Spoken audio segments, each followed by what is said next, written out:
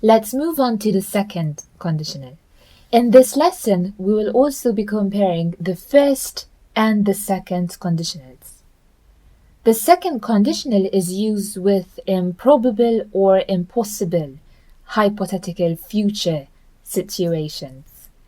So when we imagine things that are hypothetical, they are not real, and also not possible. It's very improbable for the situation to actually happen.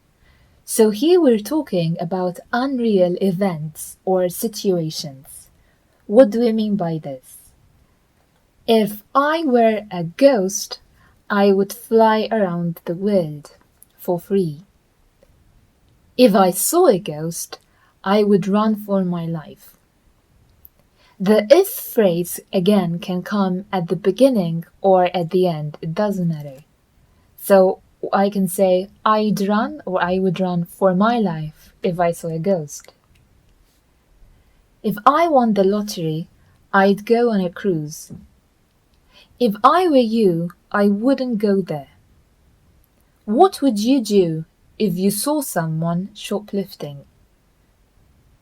Have a look again at these sentences and see how the second conditional is used in positive sentences, in negative sentences, in questions, and the use of contractions, the short form.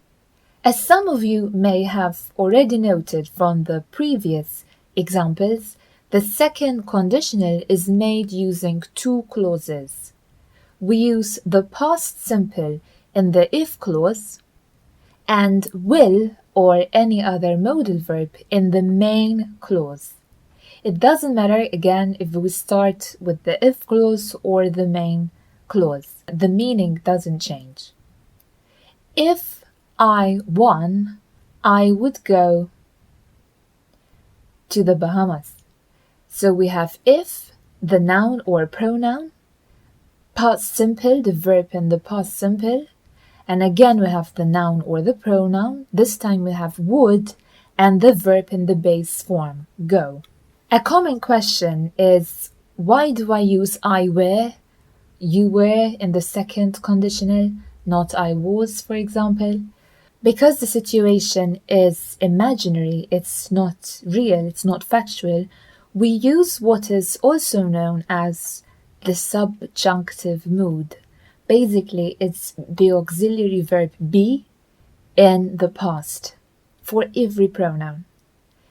I, you, he, she, it doesn't matter. The condition has a past verb means that it's imaginary, it's not real. If I were you, I'd go out tonight and have fun. It's important to compare and contrast the conditionals so we truly understand the difference in meaning. For example, if I have time tomorrow, I will help you. If I have, is it in the present or the past? It's present. The verb after the if clause is present. Is the situation totally impossible or is it possible? If I have time. The use of the present simple means that I might have time. So it's a possibility. So that means that it's the first conditional. Remember, we use the present simple in the first conditional after the if clause.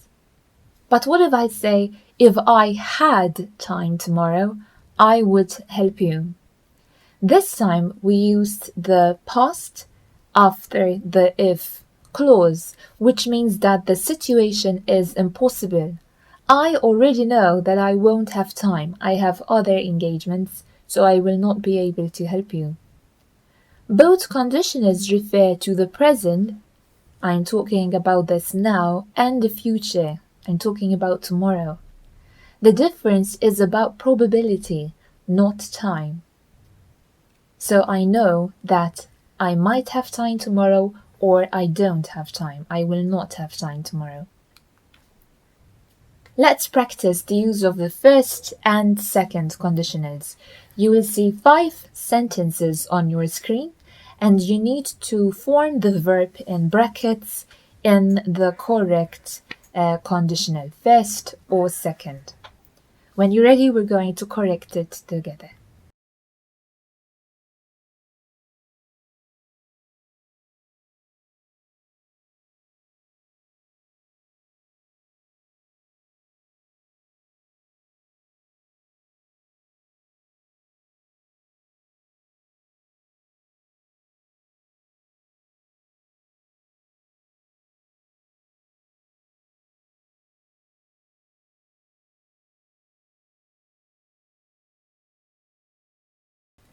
If I find your key, I will tell you. 2. If Ellen had more money, she would go to New York for the summer. 3. If you listened carefully, you would know what to do. 4. If I were you, I would not listen to him. 5. If you do not sleep early, you will wake up feeling tired tomorrow.